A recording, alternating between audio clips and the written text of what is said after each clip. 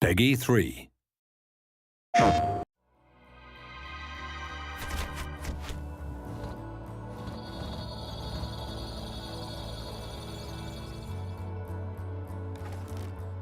When we first found out about PlayStation 4 and the features of the platform, we were really pleasantly surprised that they completely synced up with what we had in mind for Driveclub. It was almost a perfect storm, if you like. We had this desire to return back to realistic racing. We had this new hardware platform.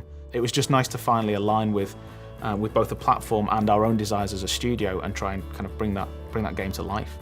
One of the things that we really liked was this idea that this was for an integrated, social generation of gamer who are now used to immediacy, connectivity, and an untethered relationship with their video games, where they are in touch with those game worlds when they're on the bus, when they're at work, 24/7. We've taken everything that we've seen from the massive rise of social networks since the last console cycle, and really that's become a core pillar of what PlayStation 4 is all about. So, you know, Driveclub really works on that level better than anything else you've ever played. We wanted to create a community, a genuine, living, breathing community. So when it came to looking at how we tackle that from a Driveclub perspective, you know, what did community mean to us? It meant that you had to have the ability for players to race both competitively but also collaboratively. And if they're going to collaborate, they've got to be together in a club. You know, they have to be a team of racers. Within Driveclub, there will be a range of social connections.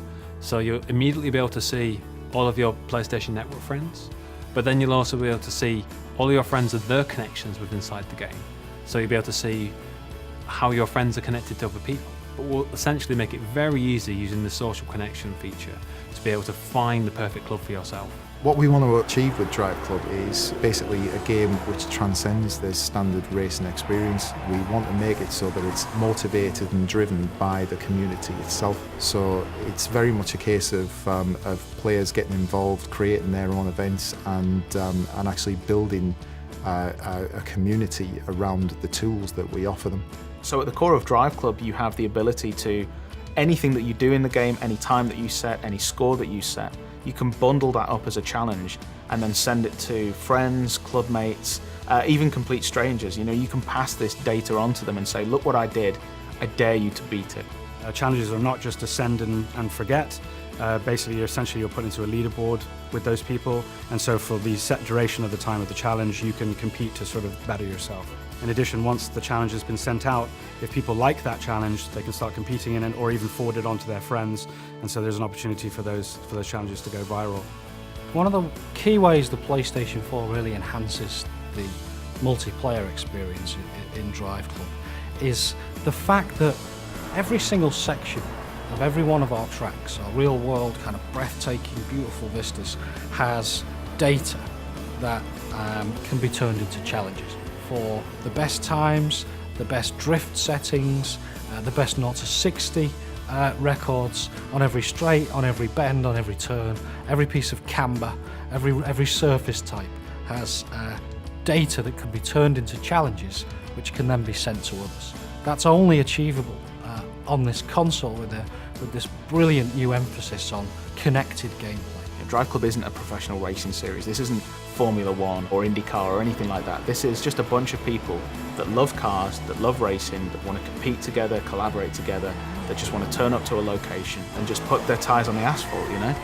We want to make sure that, you know, irrespective of your level of skill, whether you're a hardcore racer or just casual racer, that you can pick up and play.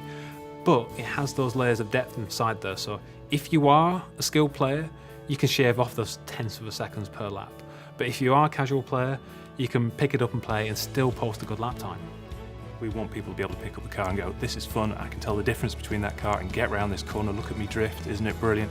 You know, we've just expanded the model to the point where it's easy access, but difficult to master.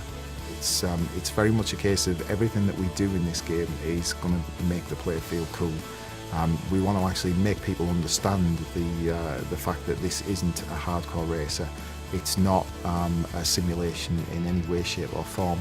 It's about having fun in cars on very fast roads.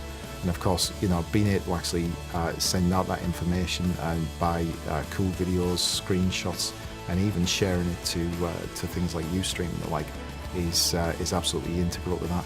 You know, we want people to be viewing the information that we're sending out from every single player, so that they understand that this is a broad community and absolutely the best racing experience that they're going to have on the next generation console.